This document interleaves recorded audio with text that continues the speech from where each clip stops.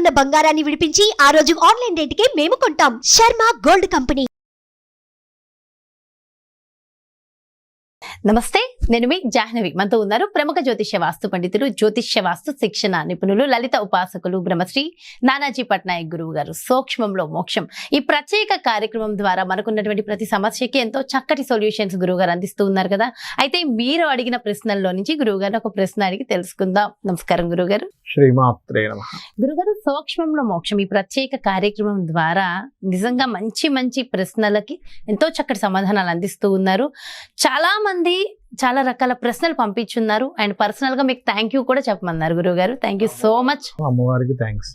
అందరి తరపున. అయితే అనేక రకాల ప్రశ్నలు వచ్చాయి. అందులో ముఖ్యంగా ఒక ప్రశ్న చాలా ఇంట్రెస్టింగ్ గా, చాలా ప్రతి ఒక్కరికి అవసరం, చాలా మంది ఫేస్ చేస్తున్నటువంటిది.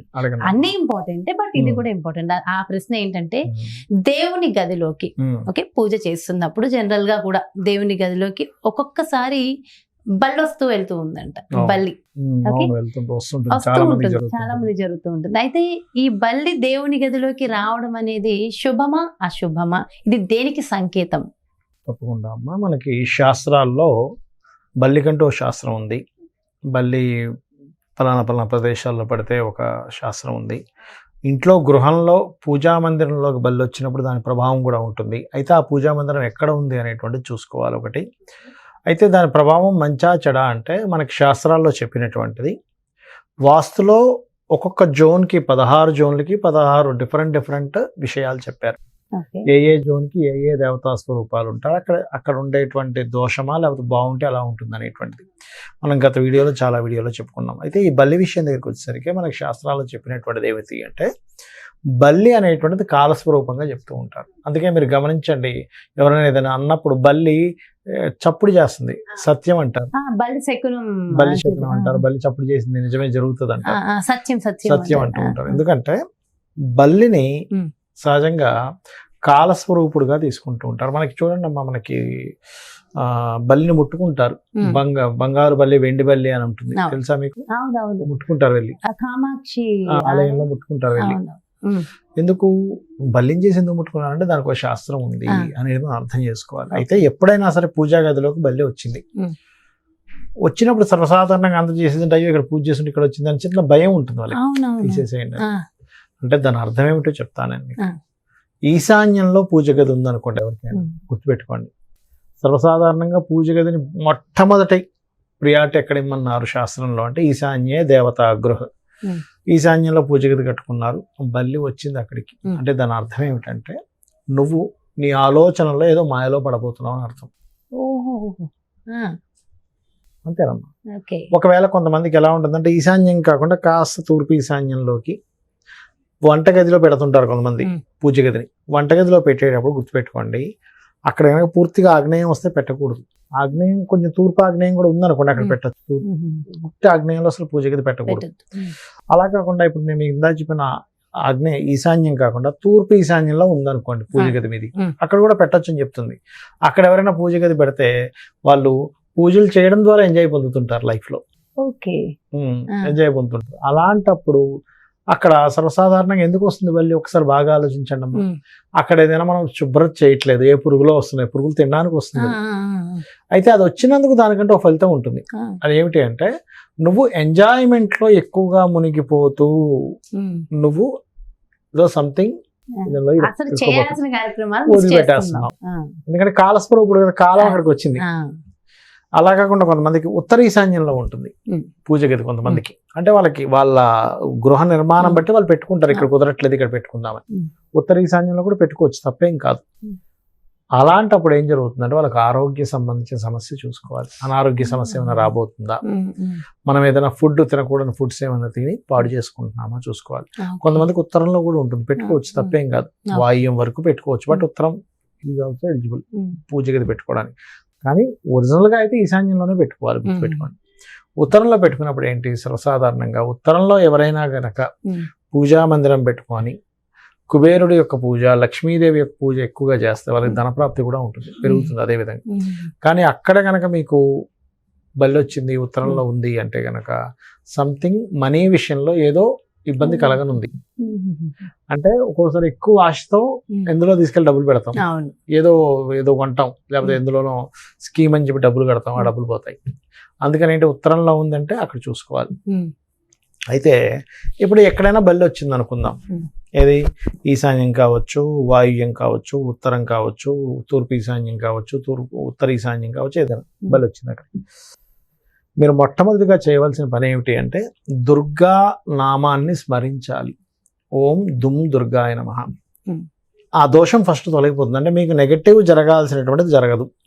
ఓం దుమ్ దుర్గాయ నమః, ఓం దుమ్ దుర్గాయ నమః చేసుకోవచ్చు. లేదా ఇంట్లో ఒక చిన్నపాటి జపం లేకపోతే భజన, ఇప్పుడు అందరూ గ్రూప్స్ ఉంటారు కదా, భజన చేసుకుంటారు అందరు చక్కగా. ఏ ఆంజనేయ స్వామిదో లేకపోతే అమ్మవారిదో ఏదో ఒకటి, లేదా లలిత సహస్రనామాలు శ్రవణం ఏదో చేస్తారు, అలాంటిదైనా చేయించాలి. ఏది మేము పూజలు లాంటివి ఇప్పుడేం చేయించుకోలేమండి అనుకునే వారికి ఇది ఒక మార్గం.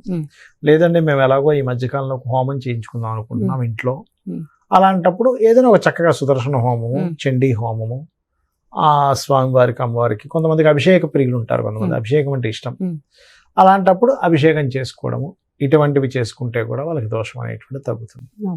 సో ఈ రకంగా బల్లి అంటే ఏంటంటే కాలస్వరూపము. ఆ తత్ సంబంధించినటువంటి విషయంలో నువ్వు కాలంలో నెక్స్ట్ నీకు ఫ్యూచర్ లేదో సంథింగ్ రాంగ్ స్టెప్ వెయ్యబోతున్నావు, జాగ్రత్తని సూచిస్తుంది. అంటే ఒక మాయ నిన్ను కమ్మనుంది అని అర్థం. ఎందుకంటే పూజా మందిరం అంటే ఏంటి, నీకు ఒక మార్గదర్శనం ఇచ్చేటువంటి దేవతా మందిరం.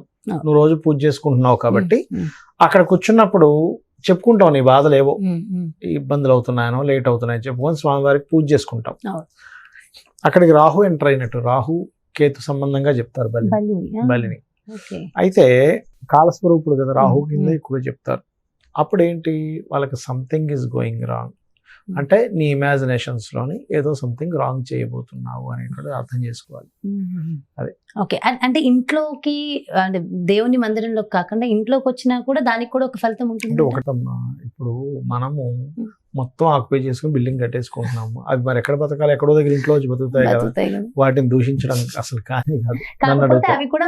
చాలా మంది ఆ పావురాలు ఇంటికి వచ్చేస్తున్నారు. పావురాలు అంటే నువ్వు మొత్తం ఆక్యుపై చేసి కట్టేసుకుంటున్నాం అందరం, అవి ఎక్కడ జరగాలి? అవి కూడా అన్ని చోట్లకి రావు కదా, రావు కొన్ని ప్లేసెస్ రావు. అంటే వీళ్ళ కర్మ బట్టి వీళ్ళకి ముందుగా చెప్పే హిడెన్ అంటే ఏంటి, బల్లి వచ్చిందన్నా లేకపోతే ఏదైనా వచ్చిందన్నా మన ఇంట్లోకి, అమ్మవారు ప్రకృతి రూపంలో మాట్లాడడం. ఇప్పుడు ఒక స్వప్నం వచ్చింది, స్వప్న రూపేణ అమ్మవారు మనకు చెప్తుంది ఒక విషయాన్ని, ఈ బల్లి రూపంలో అమ్మవారు ఒక విషయాన్ని చెప్తుంది అనేది మనం అర్థం చేసుకోవాలి. అదొక రోజు మనం రాజశ్యామల అమ్మవారి గురించి మాట్లాడుతున్నప్పుడు ఎక్కడా లేవు, ఏనాడు కనిపించలేదు అసలు. ఆనాడు మనకి ఆ చిలకలు రావడం అవి కనిపించడం నిజంగా ఆశ్చర్యం. అంటే అమ్మవారు అలా మనకి సూచనలు ఇస్తూ ఉంటారు. మీరు ఇంకోటి, మీరు రాజశ్యామల గురించి వచ్చింది కాబట్టి మీకు ఒక విషయం చెప్తాను. మీకు ఎటువంటి ఆపద ఉన్నా మీరు గమనించండి, రాజశ్యామలది కానీ లలిత అమ్మవారికి సంబంధించింది కానీ, అంటే మీరు ఏ భక్తులు అయితే వాళ్ళు, ఇప్పుడు శ్యామల అమ్మవారి భక్తులు ఒక్కసారి శ్యామల దండకం విని అమ్మ నాకు ఈ ప్రాబ్లం ఉంది అంటే వెంటనే మాకు తెలుస్తుంది. లేదు లలిత అమ్మవారి భక్తులు, మీరు లలిత అమ్మవారికి సంబంధించిన శ్రీమాత్రి నమః అనుకున్నా, లేదా లలిత సహస్రనామాలు మొత్తం విన్నా చదివినా వెంటనే దానికి పరిష్కారం దొరుకుతుంది. విష్ణు భక్తులు ఒక్కొక్కరికి ఒక్కొక్క ఇది ఉంటుంది, ఎందుకంటే పంచమాధిపతి వెళ్ళి కాంబినేషన్ బట్టి వాళ్ళకి దాని మీద ఎక్కువ ఆకర్షణ భక్తి ఉంటుంది. విష్ణు సహస్రనామాలు అలా మీరు చేస్తే, అంటే పరిపూర్ణమైన విశ్వాసంతో కనుక చేసినట్లయితే ఖచ్చితంగా మీకు అక్కడ దాని ప్రభావం కనబడుతుంది, కళ్ళ కట్టినట్టు కనబడుతుంది, ఎటువంటి సందేహం లేదు. అయితే గురుగారు, ఇప్పుడు పూజా మందిరంలో బలి వచ్చినప్పుడు ఒక్కొక్క ప్లేస్ కి ఒక్కొక్క సైన్ అని చెప్పాం కదా, దానికి రెమెడీస్ ఏమైనా ఉంటాయా? అది ఇప్పుడు నేను చెప్పినట్టుగా లలిత గాని, ఇందాక చెప్పాను కదా, ఏదైనా గ్రూప్ ఆఫ్ దీంతో గ్రూప్ ఆఫ్ చండీ యాగం చేసుకుంటారు, లేకపోతే అందరూ భజన చేసుకుంటారు. అలాంటిది ఏదైనా భగవత్ సంబంధించిన భజన ఏదైనా ఇంట్లో చేయడం కానీ, లేదంటే అంతమంది మాకు అంత గ్రూప్ లేదు అని అనుకునేటువంటి వారు చక్కగా అక్కడ శుభ్రం చేసి కొంచెం ఉప్పు నీళ్ళతో జల్లి శుభ్రం చేసి చక్కగా మీరు అమ్మవారికి సంబంధించిన స్తోత్రాలు ఏమైనా చదువుకున్నా కూడా దోషం పోతున్నాం. అంటే ఏం లేదు, అక్కడ ఒక పాజిటివ్ ఎనర్జీని క్రియేట్ చేస్తున్నాం. అంటే ఆలోచన, పూజ అంటే ఏంటంటే మీకు మీ భగవంతుడికి, ఇంట్లో ఉన్న భగవంతుడికి ఒక ఆలోచన సంబంధించి రాహు ఎంటర్ అయ్యాడు బల్లి రూపంలో.